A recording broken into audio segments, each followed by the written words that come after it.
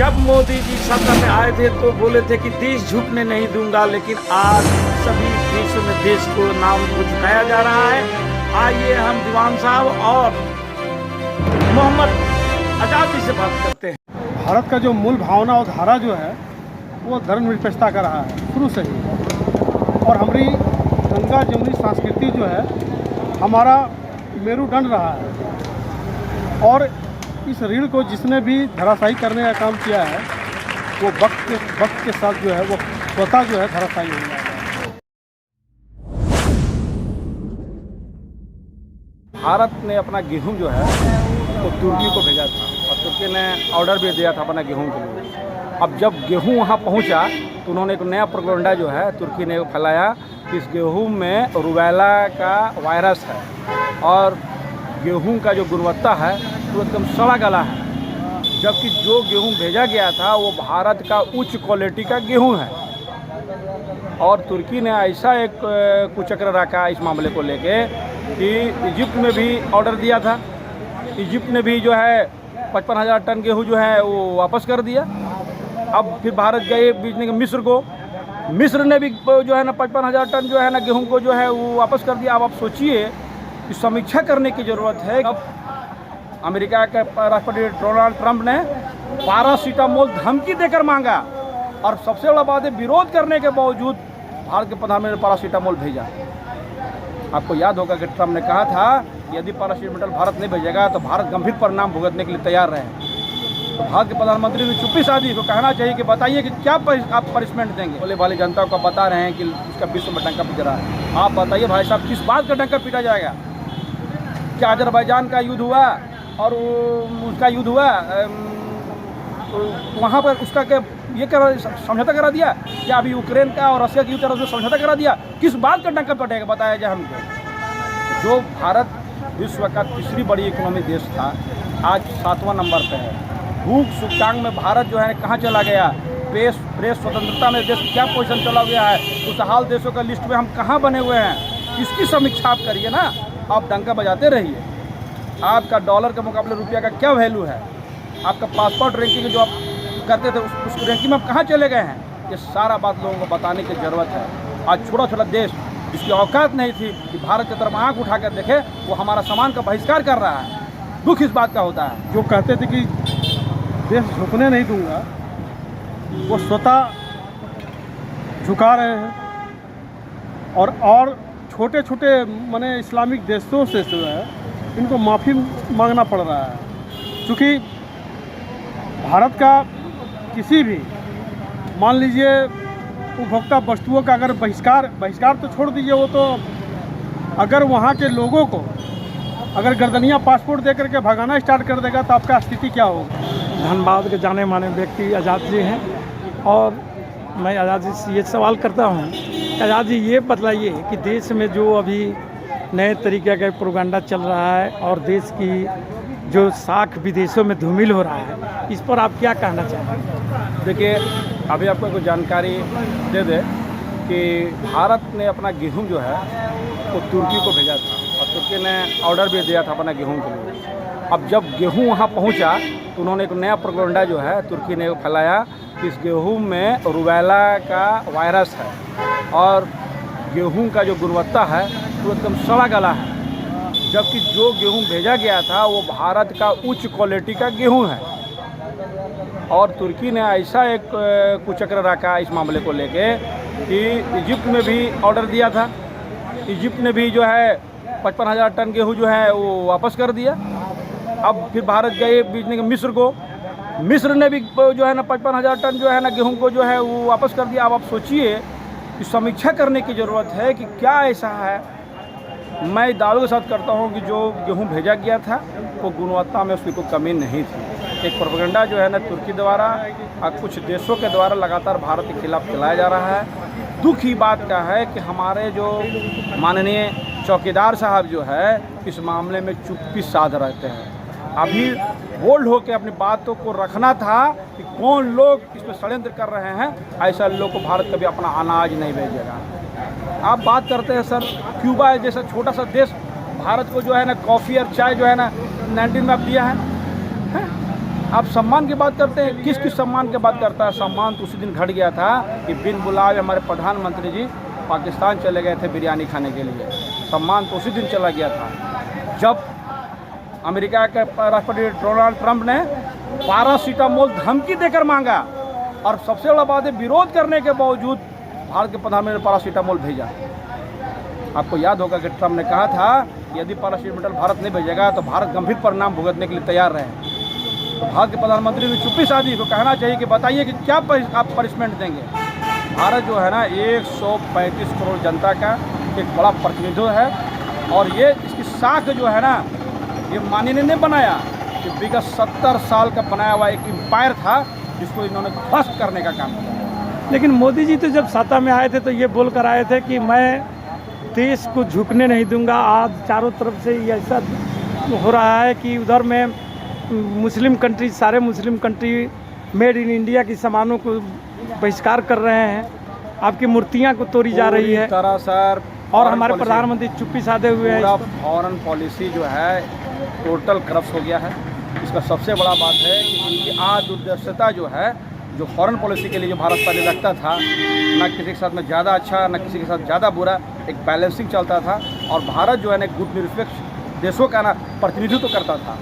आज हम एक खेमा बना लिए हैं, अमेरिका वाला खेमा। आज ना हम अमेरिका खेमा में रहे ना रसिया का खेमा में रहे। आज खेमा में बदलने के चलते में ये स्थिति हो गई कि ना हमको ना माया मिला ना मिला ना, ये स्थिति में चला गया है सर। आप बात करते हैं, आप अपनी ज़बान से कुछ मीडिया, गोदी मीडिया का जो प्रोपेगेंडा का आप शिकार हो गए, लोगों को, भोले भाले जनता को बता रहे हैं कि इसका विश्व में डंका पिट रहा है। आप बताइए भाई साहब, किस बात का डंका पीटा जाएगा? क्या अजरबैजान का युद्ध हुआ और उसका युद्ध हुआ तो वहाँ पर उसका क्या ये समझौता करा दिया? क्या अभी यूक्रेन का और रशिया की युद्ध तरफ से समझौता करा दिया? किस बात का डंका पटेगा बताया जाए हमको। जो भारत विश्व का तीसरी बड़ी इकोनॉमी देश था, आज 7वां नंबर पे है। भूख सूचकांक में भारत जो है कहाँ चला गया? प्रेस स्वतंत्रता में देश क्या पोजीशन चला गया है? खुशहाल देशों का लिस्ट में हम कहाँ बने हुए हैं? इसकी समीक्षा आप करिए ना, आप डंका बजाते रहिए। आपका डॉलर के मुकाबले रुपया का क्या वैल्यू है? आपका पासपोर्ट रैंकिंग जो आप करते थे उस रैंकिंग में आप कहाँ चले गए हैं? ये सारा बात लोगों को बताने की ज़रूरत है। आज छोटा छोटा देश जिसकी औकात नहीं थी कि भारत की तरफ आँख उठाकर देखे, वो हमारा सामान का बहिष्कार कर रहा है। दुख इस बात का होता है। लेकिन प्रधानमंत्री जी तो आप बोल रहे हैं कि हर क्षेत्र में हमारा अच्छे योगदान चल रहा है, अच्छे कार्य हो रहे हैं, विश्व में डंका भी बज रहा है, जैसे आपने बोला भी। हमारे माननीय जी जो है चौकीदार साहब ने जो इतना बात बोला है ना, यदि अभी आप बात पर डिस्कस करना शुरू कर दे इस पर कि कितना बात बोला है, तो लग रहा है ना कि 3 दिन और 3 रात बीत जाएगी। इतने बात बोला उसमें, वो तो बात ही छोड़ दीजिए। जितना बात बोला वो सब टपोर संकी था, झूठ सैलाब था, एक तरह का एक छलावा था जो इसका बुलबुला अब धीरे धीरे बाहर आ। लेकिन इतना सब कुछ होने के बाद भी हर चुनाव दर चुनाव लोग वोट में भाजपा को ही दे रहा है, बताइए ना मोदी के नाम पर ही लोग वोट दे रहा है। अभी राजस्थान का चुनाव हुआ, छत्तीसगढ़ का चुनाव हुआ, आपका मध्य प्रदेश का चुनाव हुआ, झारखंड नहीं, अभी 5 राज्यों के चुनाव, पंजाब का चुनाव हुआ। कहाँ है ये? कहाँ है बता दीजिए ना। बंगाल का चुनाव ये कहाँ है? कहाँ जीत रहा है? यूपी चुनाव जीते, उत्तराखंड का चुनाव जीते। आप एक बड़ा चुनाव में आप यूपी के चुनाव को अपना बता देते हैं, और वो भी क्या स्थिति रहा कि 200-500 में जीतने की संख्या 100 है। किस तरह आप जीते हैं ना, तो लोगों को मालूम है। आपका 59 को विधायक हरा, 11-12 को मंत्री हरा, आपका कैबिनेट मिनिस्टर चुनाव हरा। आप जवाब दे सकते हैं कि क्यों लोग उसको इग्नोर कर दिया? अपनी संस्कृति और भारत की जो मूल राजनीति उसको उनसे ज्ञान से वाकिफ़ नहीं है। भारत का जो मूल भावना और धारा जो है वो धर्मनिरपेक्षता का रहा है शुरू से ही, और हमारी गंगा जमुनी संस्कृति जो है हमारा मेरुदंड रहा है। और इस रीढ़ को जिसने भी धराशायी करने का काम किया है वो वक्त के साथ जो है वो स्वतः जो है धराशायी हो जाएगा। तो सही मायने में अगर आप देखा जाए 2014 से सत्तासीन होने के बाद इनकी जितना भी कार्य प्रणाली और योजना जो रहा है वो एक प्रकार से नफरत फैलाने वाला रहा है। और क्यों ना फैलाएगा भाई, क्योंकि ये आरएसएस नीति जो है ये शुद्ध रूप से कॉरपोरेट के द्वारा बैठाए हुए जो है ये सिर्फ लूटने की राजनीति को जानते हैं। भारत की मूल भावना और संवैधानिक उसके राजनीति से कोई मतलब नहीं है। यही वजह है कि जो कहते थे कि देश झुकने नहीं दूंगा, वो स्वतः झुका रहे हैं और छोटे छोटे माने इस्लामिक देशों से जो है इनको माफ़ी मांगना पड़ रहा है।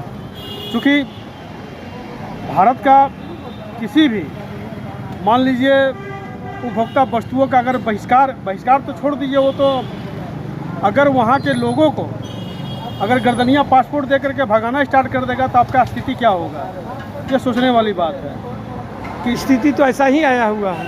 वो तो भुगतेंगे लोग।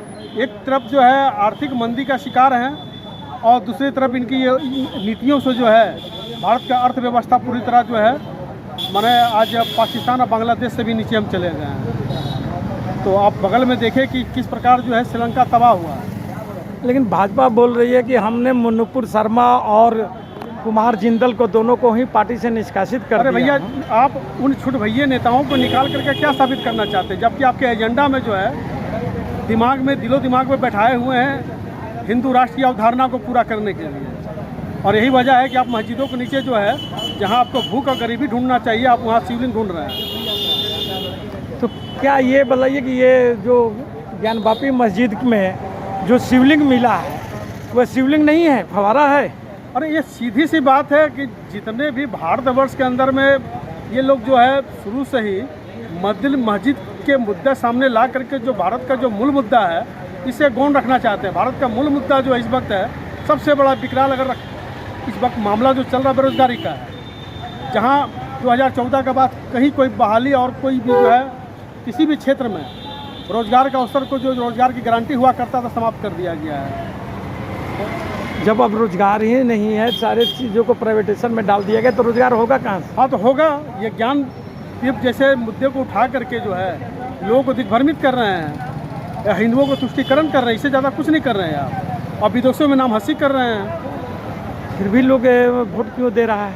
हाँ दे रहा है। हम तो बोल रहे हैं कि वो अभी नशा में है। नशा जब टूटेगा तो वो समझिए कि वो हाथ में कटोरा पकड़ने के अलावा कुछ नहीं। आप देख रहे हैं कि लोग इस वक्त मुक्ति का मतलब पूरे परिवार के समेत जो है लोग आत्महत्या कर लेना एक माने मुक्ति का मार्ग, चूँकि ये उचित नहीं है, लेकिन लोग तो गाहे बगाहे जो है उसको तो आप विवश कर ही रहे हैं किसी न किसी रूप से। और लोग चाह रहा है कि परिवार का परिवार हम समाप्त हो जाए ताकि हमको रोज़मर्रा की ज़िंदगी से जद्दोजहद करना ना पड़े। कमज़ोर व्यक्ति आखिर कर क्या सकता है? यही तो है इनकी नीतियाँ। और ये जहाँ तहाँ जो है ढिंढोरा पीटते हैं, तो ये तो साफ है कि इनकी नीतियाँ जो है हर स्तर पर धराशायी हो रहा है।